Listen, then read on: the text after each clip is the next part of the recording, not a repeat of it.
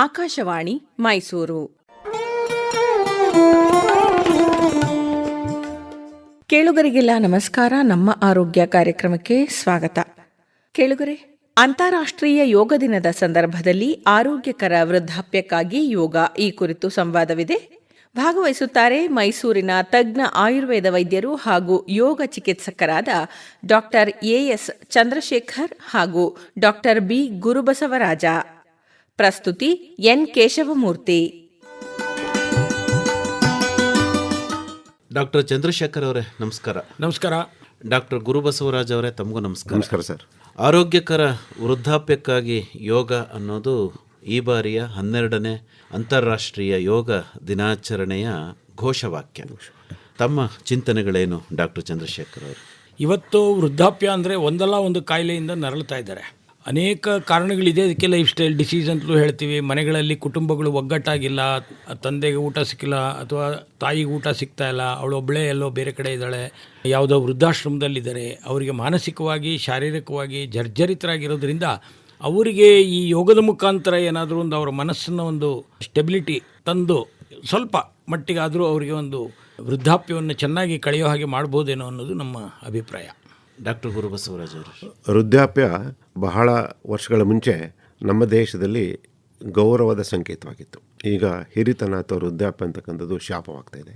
ಇಂಥ ಸಂದರ್ಭದಲ್ಲಿ ಯೋಗವನ್ನು ವೃದ್ಧರಿಗೆ ಕಲಿಸಿಕೊಡುವುದರ ಜೊತೆಗೆ ಅವರನ್ನು ನೋಡ್ಕೊಳ್ತಕ್ಕಂಥವ್ರು ಕಲಿಸೋದ್ರಿಂದ ವೃದ್ಧಾಪ್ಯವನ್ನು ಒಂದು ಶಾಪ ವಿಮೋಚನೆಯತ್ತ ಕೊಂಡೊಯ್ಯಲಿಕ್ಕೆ ಸಾಧ್ಯವಾಗುತ್ತೆ. ಹಾಗಾಗಿ ಇಂದಿನ ಘೋಷಿತವಾಗಿರ್ತಕ್ಕಂಥದ್ದು ಆರೋಗ್ಯಕರ ವೃದ್ಧಾಪ್ಯಕ್ಕಾಗಿ ಅಂದರೆ ಹೆಲ್ತಿ ಏಜಿಂಗಿಗೆ ಯೋಗ ಬಹಳ ಮುಖ್ಯ ಅಂತಕ್ಕಂಥದ್ದು ವ್ಯಕ್ತವಾಗುತ್ತೆ. ಯೋಗ ವಿಶೇಷವಾಗಿ ಮನುಷ್ಯನಲ್ಲಿ ಆಧ್ಯಾತ್ಮಿಕ ಚಿಂತನೆಯ ಜೊತೆಗೆ ಅದರ ಮೂಲಕ ಆರೋಗ್ಯವನ್ನು ಪರಿಪೂರ್ಣಗೊಳಿಸೋದ್ರಿಂದ ಅದು ಬಹಳ ಪ್ರಮುಖವಾಗಿರ್ತದೆ. ಚಿಕ್ಕ ವಯಸ್ಸಿನಿಂದ ಯೋಗ ಮಾಡಿಕೊಂಡು ಬಂದರೆ ವೃದ್ಧಾಪ್ಯವನ್ನು ಆರೋಗ್ಯಕರವಾಗಿ ಕಳಿಬಹುದು ಅನ್ನೋದು ಇದರ ಹಿಂದಿನ ಉದ್ದೇಶನ, ಅಥವಾ ವೃದ್ಧಾಪ್ಯದಲ್ಲಿ ಯೋಗವನ್ನು ಮಾಡೋದ್ರಿಂದ ಆರೋಗ್ಯಕರವಾಗಿರಬಹುದು ಅನ್ನೋದು? ಮುಂಚೆ ಇದ್ದಂಥದ್ದು ಅದೇನೆ. ಚಿಕ್ಕ ವಯಸ್ಸಿನಿಂದಲೇ ಮಾಡ್ಕೊಂಡು ಬಂದು ವೃದ್ಧಾಪ್ಯದಲ್ಲೂ ಯಾವುದೇ ಕಾಯಿಲೆ ಬರದೇ ಇರೋ ರೀತಿಯಲ್ಲಿ ಪ್ರಿವೆಂಟ್ ಮಾಡ್ಕೊಳ್ಳಿ ಅಂತಲೇ promotion of health, preventive of ಹೆಲ್ತ್ಗೋಸ್ಕರನೇ ಯೋಗ ಇದ್ದದ್ದು. ಇತ್ತೀಚೆಗೆ ಅದು ಕಾರಣಾಂತರದಿಂದ ಯೋಗ ಮಧ್ಯೆ ಬಿಟ್ಟೋಗಿದ್ದರಿಂದಾಗಿ ಹೊಸದಾಗಿ ಯೋಗವನ್ನು ಪ್ರಾರಂಭ ಮಾಡಿ ಇವಾಗ ಮತ್ತೊಂದು ಸಲ ಅದನ್ನು ಈ ದೇಶದಲ್ಲಿ ಬೇರೆ ದೇಶಗಳಲ್ಲಿ ತರುವಂಥ ಒಂದು ಪ್ರಯತ್ನ ಮೋದಿಯವರು ಮಾಡ್ತಾ ಇದ್ದಾರೆ. ವೃದ್ಧಾಪ್ಯದ ಸಂಕೇತಗಳು ಕಂಡು ಕೂಡಲೇ ವೃದ್ಧಾಪ್ಯ ಮೊದಲು ಒಂದು 50ಕ್ಕೆಲ್ಲ ವೃದ್ಧಾಪ್ಯ ಅಂತ ಇದ್ವಿ. ಈಗ ವೃದ್ಧಾಪ್ಯನ 60ರ ನಂತರ ಅಂತ ಒಂದು ಸಂಶೋಧನೆಗಳಿಂದ ವ್ಯಕ್ತವಾಗುತ್ತೆ. ಇದಕ್ಕೆ ನಾವು ಯಾವುದು ನಮಗೆ ತೊಂದರೆ ಕೊಡ್ತಕ್ಕಂಥ ರೋಗಗಳ ನಿಯಂತ್ರಣ ಸರಿಯಾಗಿಂದ ವೃದ್ಧಾಪ್ಯದ ರೋಗಗಳು ಬಹಳ ಲೇಟಾಗಿ ವ್ಯಕ್ತವಾಗೋದ್ರಿಂದ ವೃದ್ಧಾಪ್ಯದ ಚಿಹ್ನೆಗಳು ಪ್ರಾರಂಭವಾದ ಕೂಡಲೇ ಇದು ಮಾಡೋದ್ರಿಂದ 70ರ ವಯಸ್ಸಿನ ನಂತರ ಬರ್ತಕ್ಕಂಥ ಸಾಕಷ್ಟು ರೋಗದ ಕಾಂಪ್ಲಿಕೇಶನ್ ತಡೆಗಟ್ಟಲಿಕ್ಕೆ ಸಾಕಾಗುತ್ತೆ. ಹಾಗಾಗಿ ವೃದ್ಧಾಪ್ಯದ ಚಿಹ್ನೆ ಕಂಡುಕೊಳ್ಳೇನೆ ಅಂದರೆ ಅದಕ್ಕೆ ಅದು ಮೋಸ್ಟ್ ಸಿಂಪ್ಟಮ್ಯಾಟಿಕ್ಕು. ವ್ಯಕ್ತಿ ತಾನೇ ಹೇಳೋದಕ್ಕಾಗಬೇಕು. ಏನು ಚಿಹ್ನೆ ಅಂದರೆ ನಿಮ್ಮ ಪ್ರಕಾರ? ಚಿಹ್ನೆ ಅಂದರೆ ಅವ್ರಿಗೆ ಒಂದು ಶಕ್ತಿ ಕುಂದಿಕೆ ಆಗ್ತಕ್ಕಂಥದ್ದು, ಅಂಗಾಂಗಗಳಲ್ಲಿ ಪಟುತ್ವ ಕಡಿಮೆ ಆಗ್ತಕ್ಕಂಥದ್ದು, ಆಮೇಲೆ ಜ್ಞಾಪಕ ಶಕ್ತಿ ಮೇಲೆ ಸ್ವಲ್ಪ ಆಚೀಚೆ ಆಗ್ತಕ್ಕಂಥದ್ದು, ಚಲನೆಯಲ್ಲಿ ಸುಸ್ಥಿರತೆ ಇಲ್ದಿರ್ತಕ್ಕಂಥದ್ದು. ಇವುಗಳು ಕಂಡಾಗ ನಮ್ಮಲ್ಲಿ ದೇಹದಲ್ಲಿ ಶಕ್ತಿ ಕುಂದುತ್ತೆ, ನಾನು ಮೊದಲಂತೆ ಕೆಲಸ ಮಾಡಲಾರ ಅಂತ ಅನ್ನಿಸ್ದಾಗ ಅಲ್ಲಿಂದನೇ ಶುರು ಮಾಡಬೇಕಾಗತ್ತೆ. ಅದಕ್ಕೆ ನಾವು ಬಯೋಲಾಜಿಕಲ್ ಏಜ್ ದೃಷ್ಟಿಯಿಂದ ನಾವು ಏನೇ ಇಟ್ಕೊಂಡ್ರೂ ಕೂಡ ಒಬ್ಬ ಮನುಷ್ಯನಲ್ಲಿ ಆಗ್ತಕ್ಕಂಥ ದೈಹಿಕ ಮತ್ತು ಮಾನಸಿಕ ಬೆಳವಣಿಗೆಯನ್ನು ಗಮನದಲ್ಲಿಟ್ಕೊಂಡು ಯಾವಾಗ ಸಾಕಪ್ಪ ನನ್ನ ಕೈಲಿ ಮಾಡೋಕ್ಕಾಗಲ್ಲ, ನನಗೆ ಶ್ರಮ ಆಗುತ್ತೆ ಅನ್ನೋ ಚಿಂತನೆ ಯಾವಾಗ ಮಾಡುತ್ತೋ ಅದನ್ನೇ ವೃದ್ಧಾಪ್ಯದ ಮೂಲ ಚಿಹ್ನೆ ಅಂದ್ಕೊಂಡು ಮಾಡಬೇಕಾಗತ್ತೆ. ಯೋಗ ಅಂದರೆ ಆಸನಗಳು ಅನ್ನೋದೇ ಎಲ್ಲರ ಚಿಂತನೆ. ಈಗ ವಯಸ್ಸಿನಲ್ಲಿ ಹಾಕೋಕ್ಕಾಗುವಂಥ ಆಸನಗಳನ್ನು ವೃದ್ಧರಾದ ಮೇಲೆ ಹಾಕೋಕ್ಕಾಗದಲೇ ಇರಬಹುದು. ಈಗ ಆರೋಗ್ಯಕರ ವೃದ್ಧಾಪ್ಯಕ್ಕಾಗಿ ಯೋಗ ಅಂದಾಗ ಆಸನಗಳನ್ನೇ ತಾವು ಹೇಳೋದೇ ಆದರೆ ಅದರಲ್ಲಿ ಏನಾದರೂ ಬದಲಾವಣೆಗಳು ಹೇಳ್ತೀರಾ, ಅಥವಾ ಹಾಕೋ ರೀತಿಯಲ್ಲಿ ಏನಾದರೂ ಬದಲಾವಣೆ ಮಾಡ್ತೀರಾ? ಹೇಗೆ? ತುಂಬ ವೃದ್ಧಾಪ್ಯ ಅಂದಾಗ 60, 70, 80 ಆದಾಗಲೂ ಚಕ್ಕಳ ಮುಟ್ಕೆ ಹಾಕ್ಕೊಂಡು ಕೂತ್ಕೊಳ್ಳುವಂಥ ಒಂದು ವ್ಯವಸ್ಥೆ ಕೆಲವು ಜನಗಳಲ್ಲಿದೆ. ಆದರೆ ಯಾರಿಗೆ ಕೂತ್ಕೊಳ್ಳೋಕ್ಕೆ ಆಗಲ್ಲ, ಕಮೋಡಲ್ಲಿ ಕೂತ್ಕೊಂಡು ಅಭ್ಯಾಸ ಆಗಿಬಿಟ್ಟಿದೆ, ಟಾಯ್ಲೆಟ್ಗೆ ಹೋಗೋದಕ್ಕಾಗಲ್ಲ, ಬಹಳ ಕಷ್ಟ ಆಗ್ತಾ ಇದೆ ಅಂಥವ್ರಿಗೆ ಸಾಮಾನ್ಯವಾಗಿ ಪ್ರೋಸ್ಟೇಟ್ ಗ್ಲ್ಯಾಂಡ್ ಎನ್ಲಾರ್ಜ್ ಅಂತ ಆಗುತ್ತೆ. ಹಾಗೇನೆ ಪಾರ್ಕಿನ್ಸನ್ಸ್ ಅಂತ ಈ ರೀತಿ ಸಣ್ಣ ಲಕ್ಷಣಗಳು ಕಂಡ ತಕ್ಷಣ ಪಾರ್ಕಿನ್ಸನ್ನಲ್ಲಿ ಕೈ ನಡಗೋದು, ಕಾಲು ನಡಗೋದು ಇದೆಲ್ಲ ಇರುತ್ತೆ. ಅಂಥ ಸಂದರ್ಭಗಳಲ್ಲಿ ನಾವು ಕೆಲವು ಆಸನಗಳಲ್ಲದೇ ಇದ್ರೂ ಆಸನಗಳ ರೀತಿಯಲ್ಲಿ ಇರತಕ್ಕಂಥ ಕೆಲವು ಎಕ್ಸರ್ಸೈಸ್ಗಳನ್ನು ಮಾಡಿಸ್ಬೋದು. ಒಂದು ಕಾಲನ್ನು ಮುಂದೆ ಇಟ್ಟು ಅದರ ಮುಂದಕ್ಕೆ ಹಿಂದಿನ ಕಾಲನ್ನು ತಗೊಂಡು ಆ ಹಿಂದಿನ ಕಾಲನ್ನು ಮತ್ತೆ ಅದರ ಮುಂದಕ್ಕಿಟ್ಟು ಈ ರೀತಿ ಚಲನೆಯಲ್ಲಿ ವ್ಯತ್ಯಾಸಗಳನ್ನು ಮಾಡಿಸೋದ್ರಿಂದ ಪಾರ್ಕಿನ್ಸನ್ಸನ್ನು ಕಡಿಮೆ ಕಡಿಮೆ ಮಾಡ್ಬೋದು. ಇನ್ನು ಕೆಲವು ರೋಗಗಳಲ್ಲಿ ಕೆಲವು ಪಥ್ಯಗಳನ್ನು ಹೇಳಬೇಕಾಗತ್ತೆ. ವೃದ್ಧರಿಗೂ ಕೆಲವು ಪಥ್ಯಗಳನ್ನು ಹೇಳಿ ಅವರಿಗೆ ಕೆಲವು ಕಾಯಿಲೆಗಳನ್ನು ಕಡಿಮೆ ಮಾಡುವಂಥದ್ದು ಇದೆ. ಅಂದರೆ ಇವತ್ತು ಎಲ್ಲ ವೃದ್ಧರಲ್ಲಿ ಒಂದಲ್ಲ ಒಂದು ರೀತಿಯಾದಂಥ ವ್ಯವಸ್ಥೆ ಕಾಣೋದನ್ನು ನಾವು ನೋಡ್ತಾ ಇದ್ದೀವಿ. ವೃದ್ಧಾಪ್ಯದಲ್ಲಿ ಬಹಳ ಪ್ರಮುಖವಾಗಿರ್ತಕ್ಕಂಥ ಸಮಸ್ಯೆ ಅಂದರೆ ನಿದ್ರಾಹೀನತೆ. ಅರ್ಧ ರೋಗ ಹರಿ ನಿದ್ರಾ ಅಂತಲೂ ಯೋಗಶಾಸ್ತ್ರದಲ್ಲಿ ಪ್ರಸ್ತಾಪ ಇದೆ. ಯೋಗ ಪರಿಭಾಷೆ ಇರ್ಬೋದು, ಯೋಗದ ಚಿಂತನೆಗಳಿರ್ಬೋದು, ಯೋಗದ ಶಿಕ್ಷಣ ಇರ್ಬೋದು, ಇವೆಲ್ಲವೂ ವ್ಯಕ್ತವಾಗಿರ್ತಕ್ಕಂಥದ್ದು ಪ್ರಾಕೃತ ಪಾಳಿ ಭಾಷೆಗಳಲ್ಲಿ ವ್ಯಕ್ತವಾಗಿರ್ತಕ್ಕಂಥದ್ದು. ಒಂದು ಮಾತು ಬರುತ್ತೆ ಯೋಗದಿಂದ, ಚಿತ್ತಂ ಪ್ರಸಾದಯತಿ, ಮನಸ್ಸನ್ನು ಸಂತೃಪ್ತಿಗೊಳಿಸುತ್ತೆ, ಲಾಘವಮಾದತಿ, ದೇಹಗಳಲ್ಲಿ ಲಘುತ್ವವನ್ನು ತರುತ್ತೆ, ಪ್ರತ್ಯಂಗ ಮುಜ್ಜಲತಿ, ಅಂಗಾಂಗಗಳಲ್ಲಿ ಒಂದು ಪಟುತ್ವವನ್ನು ತರುತ್ತೆ, ಕರೋತಿ ಚ ಪ್ರತಿಭಾ ವಿಶೇಷನ್ ಅಂದರೆ ನೆನಪಿಯನ್ನು ಶಕ್ತಿಯನ್ನು ತರುತ್ತೆ. ಹೀಗೆಲ್ಲ ಯೋಗದ ಪರಿಸರವನ್ನು ಹೇಳಿದ್ದಾರೆ. ಈ ಯೋಗವನ್ನು ಮಾಡಲಿಕ್ಕೆ ಅಂಗಾಂಗಗಳ ಸೌಷ್ಠತೆ ಇಲ್ದಿರೂ ಪರವಾಗಿಲ್ಲ, ಅಂಗಗಳ ದೃಢತೆ ಇಲ್ದಿದ್ರೂ ಪರವಾಗಿಲ್ಲ, ಯೋಗವೇ ದೃಢತೆಯನ್ನು ತಂದ್ಕೊಳ್ಳೋದು. ಮಾನಸಿಕವಾಗಿ ದೃಢತೆ ಬಂದಾಗ, ಆಗಲೇ ಡಾಕ್ಟರ್ ಚಂದ್ರಶೇಖರ್ ಸರ್ ಹೇಳಿದಾಗ, ಮಾನಸಿಕವಾಗಿ ದೃಢತೆ ಬಂದಾಗ ದೈಹಿಕವಾಗಿ ದೃಢತೆ ಬರಲಿಕ್ಕೆ ಸಾಧ್ಯ ಇದೆ ವಿಶೇಷವಾಗಿ. ಹಾಗಾಗಿ ವೃದ್ಧಾಪ್ಯದಲ್ಲಿ ವಿಶೇಷವಾಗಿ ಅವರಿಗೆ A sense of insecured feeling ಇರುತ್ತೆ ವೃದ್ಧಾಪ್ಯದಲ್ಲಿ. ಅದು ಸಾಮಾನ್ಯವಾಗಿ ವೃದ್ಧಾಪ್ಯದತ್ತ ರೋಗಗಳು ಹೆಚ್ಚಾಗಲಿಕ್ಕೆ ಅದು ಒಂದು ಕಾರಣ, ಇನ್ಸೆಕ್ಯೂರ್ಡ್ ಫೀಲಿಂಗು, ಅರಕ್ಷಿತ ಜನಾಂಗ ನಾವು, ಆಮೇಲೆ ಏನನ್ನು ನಾವು ಜಾಸ್ತಿ ಎಕ್ಸ್ಪೆಕ್ಟೇಷನ್ ಇಟ್ಕೊಂಡಿರೋದ್ರಿಂದ ನಿರೀಕ್ಷೆಯನ್ನು, ಸ್ನೇಹಿತರಿರ್ಬೋದು, ಮಕ್ಕಳಿರ್ಬೋದು, ಸಮಾಜದಿಂದ ಇರ್ಬೋದು, ಒಂದು ಸೀನಿಯರ್ ಸಿಟಿಸನ್ಸ್ಗೆ ಏನೋ ಒಂದು ಗೌರವ ಇತ್ತೋ ಆ ಗೌರವದ ಕಡಿಮೆ ಆಗ್ತಾ ಚಿಂತೆಗಳನ್ನು ಕಡಿಮೆ ಮಾಡಲಿಕ್ಕೆ ಯೋಗದಲ್ಲಿ ನಾವೇನು ಕೈವಲ್ಯ ಅಂತ ಹೇಳ್ತೀವೋ ಆ ಲೋನ್ಲಿನೆಸ್ ಇರ್ತಕ್ಕಂಥದ್ದು. ಕೈವಲ್ಯದಂದರೆ ವಾನಪ್ರಸ್ಥಾಶ್ರಮ ಇತ್ತು ಹಿಂದಿನ ಕಾಲದಲ್ಲಿ. ಆ ಕೈವಲ್ಯದ ಚಿಂತನೆಯನ್ನು ಮತ್ತು ವಿಶೇಷವಾಗಿ ಧ್ಯಾನ ಧಾರಣದ ಚಿಂತನೆ, ಅದಕ್ಕೆ ಯಾವ ಅಂಗಸೌಷ್ಠವೂ ಬೇಕಾಗಿಲ್ಲ. ವಿಶೇಷವಾಗಿ ವೃದ್ಧಾಪ್ಯದಲ್ಲಿ ಇವುಗಳನ್ನ ಪ್ರಾಕ್ಟೀಸ್ ಮಾಡೋದಕ್ಕೆ ಶುರು ಮಾಡಿದರೆ ಇದು ಹೆಚ್ಚು ಒಂದು ಜಿರಿಯಾಟ್ರಿಕ್ ಪ್ರಾಬ್ಲಮ್ಸ್ಗೆ ಸಾಕಷ್ಟು ಉತ್ತಮ ರೀತಿಯ ಮತ್ತು ಶಾಶ್ವತ ಪರಿಹಾರವನ್ನು ತಂದುಕೊಳ್ಳಬಲ್ಲದು ಸರ್. ಚಿಕ್ಕ ವಯಸ್ಸಿಂದಲೇ ಮಾಡಿಲ್ಲ, ಈ ವಯಸ್ಸಲ್ಲಿ ಯೋಗ ಮಾಡಿ ಏನಾಗಬೇಕು ಅಂತ ಬಹಳ ಜನ ವೃದ್ಧರು ಹೇಳ್ತಾರೆ. ಈಗ ಚಿಕ್ಕ ವಯಸ್ಸಿಂದ ಮಾಡ್ದಲೇ ವೃದ್ಧಾಪ್ಯಕ್ಕೆ ಬಂದು ಸಮಸ್ಯೆಯನ್ನು ಅನುಭವಿಸ್ತಾ ಇರೋವಂಥವ್ರು ಯೋಗವನ್ನು ಪ್ರಾಥಮಿಕವಾಗಿ ಕಲಿತು ಅದರಲ್ಲೇ ಸಾಧನೆಯನ್ನು ಕೂಡ ಮಾಡಬಹುದು ಅಂತ ಅನಿಸುತ್ತೆ ಡಾಕ್ಟರ್ ಚಂದ್ರಶೇಖರ್ ಅವರು. ಸಾಧನೆ ಮಾಡೋದು ಅನ್ನೋದಕ್ಕಿಂತ ಅವರಲ್ಲಿ ಆಗ್ತಾ ಇರತಕ್ಕಂಥ ಬದಲಾವಣೆಗಳು ಏನಾಗ್ತಾ ಇದೆ ಅವುಗಳನ್ನು ಹಿಂದಕ್ಕೆ ತಂದ್ಕೊಳ್ಳೋವಂಥದ್ದು, ಕಡಿಮೆ ಮಾಡ್ಕೊಳ್ಳುವಂಥದ್ದನ್ನು ಮಾಡ್ಕೋಬೋದು. ಪ್ರಾಣಾಯಾಮ ಮಾಡುವಂಥದ್ದು ಅಥವಾ ಧ್ಯಾನ ಮಾಡುವಂಥದ್ದು, ಕೇವಲ ಒಂದು 10 ನಿಮಿಷ ಧ್ಯಾನ, 10 ನಿಮಿಷ ಪ್ರಾಣಾಯಾಮದಲ್ಲಿ ಅವರ ಶರೀರದ ಮೇಲೆ ಬೇಕಾದಷ್ಟು ವ್ಯತ್ಯಾಸಗಳಾಗ್ತವೆ.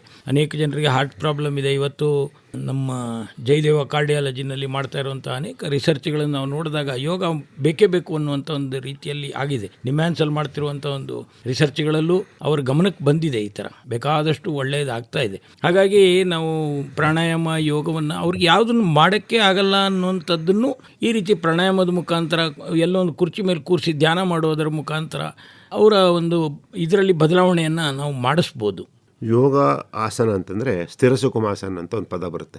ಯಾವ ಸ್ಥಿತಿಯಲ್ಲಿ ಸ್ಥಿರವಾಗಿ ಮತ್ತು ಕಂಫರ್ಟಬಲ್ ಅದು ಆಸನ. ವೃದ್ಧರಿಗೆ ಇಂಥದೇ ಆಸನ ಅಂತ ನಿರ್ದಿಷ್ಟ ನಿಖರವಾಗಿ ಮಾಡ್ತಕ್ಕಂಥ ಅಗತ್ಯ ಇಲ್ಲ. ಒಂದು ಹೇಳೋದಾಗಲೇ ಡಾಕ್ಟರ್ ಚಂದ್ರಶೇಖರ್ ಹೇಳಿದಾಗೆ ಅವರಿಗೆ ಮಾನಸಿಕವಾಗಿ ಮತ್ತು ಆಧ್ಯಾತ್ಮಿಕವಾಗಿ ಅವ್ರಿಗೆ ಒಲವು ಇದ್ದೇ ಇರುತ್ತೆ. ಅದು ಒಲವನ್ನು ಹೆಚ್ಚು ಮಾಡ್ತಕ್ಕಂಥ ಪ್ರಯತ್ನವನ್ನು ಪ್ರಾಣಾಯಾಮ ಧ್ಯಾನ ಅಂತರ್ಗತವಾಗಿ ಚಿಂತೆ ಮಾಡ್ತಕ್ಕಂಥದ್ದು, ಅದನ್ನೇ ಸಾಧನ ಇದು ವಿಭೂತಿ ಪಾದದಲ್ಲಿ ಅದನ್ನೇ ಹೇಳ್ತಕ್ಕಂಥ ವಿಭೂತಿ ಮತ್ತು ಕೈವಲ್ಯ ಪಾದದ ವಿಚಾರಗಳನ್ನು ಯೋಗ ಪ್ರಾಕ್ಟೀಸ್ ಮಾಡೋವಾಗ ಅಂದರೆ ಅಭ್ಯಾಸ ಮಾಡೋವಾಗ ಅನುಷ್ಠಾನ ಮಾಡೋದ್ರಿಂದ ಒಂದು ಆರೋಗ್ಯಕರವಾಗಿರ್ತಕ್ಕಂಥ ವೃದ್ಧಾಪ್ಯದತ್ತ ಯೋಗದ ಘೋಷಿತ ವಾಕ್ಯದಕ್ಕೆ ನಾವು ಪ್ರಯಾಣ ಮಾಡ್ಬೋದು ಅಂತ ಅನಿಸುತ್ತೆ ಸರ್. ವೃದ್ಧಾಪ್ಯದಲ್ಲಿ ಯೋಗವನ್ನೇ ಶುರು ಮಾಡ್ತೀವಿ ಅಂತಂದರೆ ಹೇಗೆ ಶುರು ಮಾಡಬೇಕು? ಮತ್ತು ಒಬ್ಬ ನುರಿತಿರತಕ್ಕಂಥ ಶಿಕ್ಷಕನಿಂದಲೇ ಯೋಗವನ್ನು ಕಲಿಬೇಕಾ, ಹೇಗೆ? ಸಾಮಾನ್ಯವಾಗಿ ಯೋಗದ ಬಗ್ಗೆ ತುಂಬ ನಾಲೆಡ್ಜ್ ಇರೋನೇ ಬೇಕಾಗತ್ತೆ. ವೃದ್ಧಾಪ್ಯದಲ್ಲಿ ನಾವು ಯಾರೋ ಒಬ್ಬ ಒಂದು ತಿಂಗಳು 2 ತಿಂಗಳು ಕಲ್ತಿರ್ತಕ್ಕಂಥ ಯೋಗಾಚಾರ್ಯ ಅಂತ ಹೇಳಿಕೊಂಡು ಬಂದಾಗ ಅವರು ಆಸನಗಳನ್ನು ಮಾಡಿಸ್ಬಿಡ್ತೀನಿ ಅಂತೇಳಿ ಅವರಿಗೆ ಕಾಲು ಮಡಿಸಿ ಕೈ ಮಡಿಸಿ ಹೋದರೆ ಅವೆಲ್ಲ ಬ್ರಿಟಲ್ ಆಗಿರುತ್ತೆ. ಅಂದರೆ ಮೂಳೆಗಳು ಒಣಗೋಗಿರುತ್ತೆ. ವೃದ್ಧರು ಬಿದ್ದರು ಅಂದರೆ ಅದು ಫ್ರ್ಯಾಕ್ಚರೇ ಅಲ್ಲಿ, ಮತ್ತು ಡಿಸ್ಲೊಕೇಶನ್ನೇ. ಹಾಗಾದರೆ ತುಂಬ ಶಿಥಿಲವಾಗಿರ್ತದೆ. ಹಾಗಾಗಿ ಅವರಿಗೆಲ್ಲ ಆಸನಗಳನ್ನು ಮಾಡ್ಸೋಕ್ಕೆ ಹೋಗಬಾರ್ದು. ಮೊದಲು ಪ್ರಾಣಾಯಾಮ, ಅದಾದ ನಂತರ ಧ್ಯಾನ, ಇವುಗಳ ಜೊತೆಯಲ್ಲಿ ಅವರಿಗೆ ಪಥ್ಯಗಳು, ಅಂದರೆ ನಾವು ಯಾವುದನ್ನು ಇವತ್ತು ಬಿಡಬೇಕು ಅಂತ ಕೆಲವ್ರನ್ನ ಹೇಳ್ತೀವಿ ನಾವು. ಅಂದರೆ ಯಮ ನಿಯಮ ಆಸನ, ಇವುಗಳಲ್ಲಿ 3ನೇದು ಆಸನ. ಯಮ ನಿಯಮಗಳಲ್ಲಿ ಕೆಲವನ್ನ ಮಾಡಬೇಕು ಅವರು ಪ್ರತಿನಿತ್ಯ ಕೂತ್ಕೊಳ್ಳುವಂಥ ಸಂದರ್ಭದಲ್ಲಿ. ಈಗ ಟಬ್ಬಾತಲ್ಲಿ ಕೂತ್ಕೊಳ್ಳಿ, ಬಿಸಿನೀರಲ್ಲಿ ಕೂತ್ಕೊಳ್ಳಿ, ಸ್ವಲ್ಪ ನಿಮಗೆ ಸರ್ಕ್ಯುಲೇಷನ್ ಇನ್ಕ್ರೀಸ್ ಆಗುತ್ತೆ, ಕಾನ್ಸ್ಟಿಪೇಷನ್ ಕಡಿಮೆ ಆಗುತ್ತೆ. ಈ ರೀತಿ ಎಲ್ಲ ಕೆಲವು ನಿಯಮ ಇವುಗಳನ್ನು ಹೇಳ್ತೀವಿ ನಾವು. ಅದನ್ನು ಕೂಡ ಜೊತೆಯಲ್ಲಿ ಸೇರಿಸ್ಕೊಂಡಂಗೆ ಅವ್ರು ಯೋಗವನ್ನು ಮಾಡಬೇಕಾಗತ್ತೆ. ಯೋಗ ಅಂದ ತಕ್ಷಣ ಬರೀ ಆಸನ ಒಂದೇ ಅಂತ ಅಂದ್ಕೊಳ್ಳೋ ಹಾಗಿಲ್ಲ.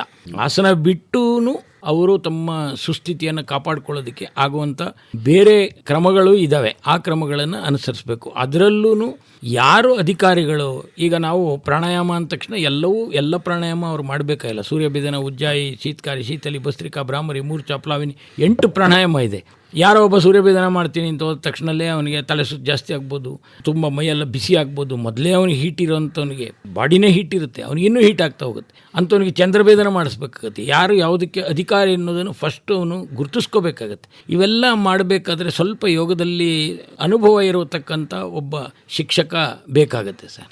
ವಿಶೇಷವಾಗಿ ಯೋಗದ ವ್ಯಾಖ್ಯಾನ ಹೇಳುವಾಗ ಚಿತ್ತವೃತ್ತಿಗಳನ್ನು ನಿರೋಧ ಮಾಡಬೇಕಂತಾರೆ, ತಡ್ಕೋಬೇಕು ಅಂತ. ಯಾವುದನ್ನು ಪ್ರಮಾಣ, ವಿಪರ್ಯಯ, ಅರ್ಥ ಇಂಥವನ್ನ ಬಿಡ್ಲಿಕ್ಕೆ ಸಾಧ್ಯ. ವಿಶೇಷವಾಗಿ ನಮ್ಮ ಶಕ್ತಿ ಕುಂದಿದಾಗ, ನಾವು ವೃದ್ಧಾಪ್ಯವನ್ನು ನೀಡಿದಾಗ ಯೋಗದ ಮೂಲ ಮಂತ್ರವಾಗಿರ್ತಕ್ಕಂಥ ಚಿತ್ತವೃತ್ತಿಗಳನ್ನು ನಿಯಂತ್ರಣ ಮಾಡ್ತಕ್ಕಂಥದ್ದು ಅಥವಾ ಅದರ ಕಡೆಗೆ ಹೆಚ್ಚು ಯೋಚನೆ ಮಾಡದೇ ಇರತಕ್ಕಂಥದ್ರಿಂದ ವೃದ್ಧಾಪ್ಯದ ಬಹುಮುಖ ಸಮಸ್ಯೆಗಳನ್ನು ಪರಿಹಾರ ಮಾಡಲಿಕ್ಕೆ ಸಾಧ್ಯ ಸರ್. ಡಾಕ್ಟರ್ ಚಂದ್ರಶೇಖರ್ ಅವರೇ, ವೃದ್ಧಾಪ್ಯದ ಕೆಲವಾರು ಸಮಸ್ಯೆಗಳನ್ನಾದರೂ ಯೋಗದ ಮೂಲಕ ಪರಿಹಾರ ಮಾಡ್ಕೋಬೋದೆ? ಖಂಡಿತ. ಡಯಾಬಿಟೀಸ್ನಲ್ಲಿ ಮಾತ್ರೆಗಳನ್ನು ಸಿಕ್ಕಾಪಟ್ಟೆ ತಗೋತಿರ್ತಾರೆ. ಡಯಾಬಿಟೀಸ್ ಮಾತ್ರೆಗಳೇ ಅನೇಕ ಸಂದರ್ಭಗಳಲ್ಲಿ ರಕ್ತನಾಳಗಳಲ್ಲಿ ಗರಣೆ ಥರ ಕಟ್ಕೊಂಡು ಅನೇಕರಿಗೆ ಹಾರ್ಟ್ ಅಟ್ಯಾಕ್ ಆಗ್ಬೋದು, ಬ್ರೈನ್ ಹೆಮೊರೇಜ್ ಆಗ್ಬೋದು. ಇವುಗಳನ್ನೆಲ್ಲ ತಡಿಬೋದು. ಬೇಕಾದ್ರೆ ಮಾತ್ರೆಯ ಎಷ್ಟು ಪ್ರಮಾಣ ಇದೆಯೋ ಅದನ್ನು ಕಡಿಮೆ ಮಾಡಿಸ್ಬೋದು. ಬ್ಲಡ್ ಪ್ರೆಷರ್ ಜಾಸ್ತಿ ಇದೆ ಅಂದಾಗ ಅದನ್ನು ಶವಾಸನ ಮಾಡಿಸಿ ಅವರಿಗೆ ಕೆಲವು ಇನ್ಸ್ಟ್ರಕ್ಷನ್ಸ್ ಕೊಟ್ಟು ಅದರಿಂದ ಕಡಿಮೆ ಮಾಡಿಸ್ಬೋದು. ಹಾಗೆಯೇ ಪಾರ್ಕಿನ್ಸನ್ಸ್, ನಾನು ಆಗಲೇ ಹೇಳಿದಾಗೆ ಕೆಲವು ಸಣ್ಣ ಪುಟ್ಟ ಎಕ್ಸರ್ಸೈಸ್ಗಳನ್ನು ಅವ್ರ ಕೈಲಿ ಮಾಡೋಕ್ಕಾಗುವಂಥದ್ದನ್ನು ಮಾಡಿಸಿ ಕಡಿಮೆ ಮಾಡಿಸ್ಬೋದು.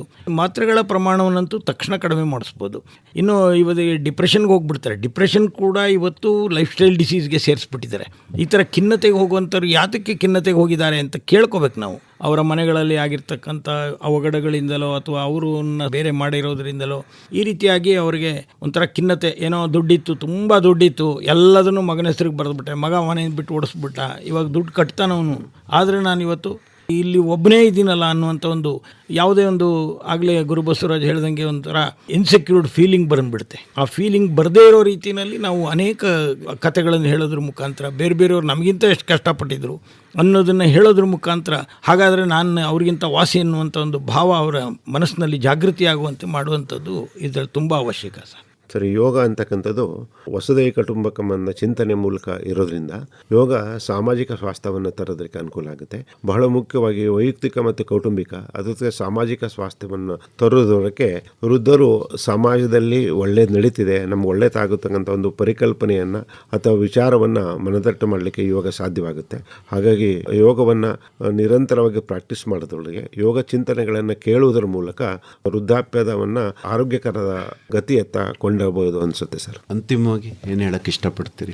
ವೃದ್ಧರು ಅಂದ ತಕ್ಷಣ ಒಬ್ಬೊಬ್ಬರಿಗೆ ನಾವು ಯೋಗ ಹೇಳ್ಕೊಡೋ ಬದಲು ಅವರೆಲ್ಲರನ್ನೂ ಕೂರಿಸಿ ಅವರ ವೈಯಕ್ತಿಕ ಜೀವನದ ಮತ್ತು ಅವರ ಅನುಭವಗಳನ್ನು ತಗೊಂಡು ಒಬ್ಬರು ಇನ್ನೊಬ್ಬರು ಮತ್ತೊಬ್ಬರು ಹೇಳಿದಾಗ ಆ ಗುಂಪಿನಲ್ಲಿ ಎಲ್ಲರದ್ದು ಒಂದು ಅನುಭವ ಇರುತ್ತೆ. ಆ ಎಲ್ಲರ ಅನುಭವಗಳನ್ನು ಕ್ರೋಢೀಕರಿಸಿದಾಗ ಅನಿಸುತ್ತೆ ನನಗಿಂತ ಅವರು ವಾಸಿ, ಅವ್ರಿಗಿಂತ ನಾನೇನು ಕಡಿಮೆ ಇಲ್ಲ ಅನ್ನುವಂಥದ್ದು ಅನ್ನಿಸಿದಾಗ ಅವರಲ್ಲೇ ಕೆಲವರು ತಕ್ಷಣ ಗುಣಮುಖರಾಗುವಂಥದ್ದನ್ನು ನಾವು ಕಾಣ್ಬೋದು. ಒಳ್ಳೆಯದು. ಡಾಕ್ಟರ್ ಗುರುಬಸವರಾಜ್ ಅವರೇ ಹಾಗೂ ಡಾಕ್ಟರ್ AS ಚಂದ್ರಶೇಖರ್ ಅವರೇ, ಇದುವರೆಗೂ ಆರೋಗ್ಯಕರ ವೃದ್ಧಾಪ್ಯಕ್ಕಾಗಿ ಯೋಗ ಈ ಕುರಿತಂತೆ ನಿಮ್ಮ ಚಿಂತನೆಗಳನ್ನು ಹಂಚಿಕೊಂಡ್ರಿ. ವಂದನೆಗಳು, ನಮಸ್ಕಾರ. ಧನ್ಯವಾದ. ಇದುವರೆಗೆ ಅಂತಾರಾಷ್ಟ್ರೀಯ ಯೋಗ ದಿನದ ಸಂದರ್ಭದಲ್ಲಿ ಆರೋಗ್ಯಕರ ವೃದ್ಧಾಪ್ಯಕ್ಕಾಗಿ ಯೋಗ ಈ ಕುರಿತು ಸಂವಾದ ಕೇಳಿದಿರಿ. ಭಾಗವಹಿಸಿದ್ದವರು ಮೈಸೂರಿನ ತಜ್ಞ ಆಯುರ್ವೇದ ವೈದ್ಯರು ಹಾಗೂ ಯೋಗ ಚಿಕಿತ್ಸಕರಾದ ಡಾಕ್ಟರ್ AS ಚಂದ್ರಶೇಖರ್ ಹಾಗೂ ಡಾಕ್ಟರ್ B ಗುರುಬಸವರಾಜ. ಪ್ರಸ್ತುತಿ N ಕೇಶವಮೂರ್ತಿ. ಸಂಕಲನ ತೇಜಸ್ವಿನಿ ಗಿರೀಶ್. ಈ ಕಾರ್ಯಕ್ರಮ ಆಕಾಶವಾಣಿ ಮೈಸೂರು ಕೇಂದ್ರದಿಂದ ಪ್ರಸಾರವಾಯಿತು.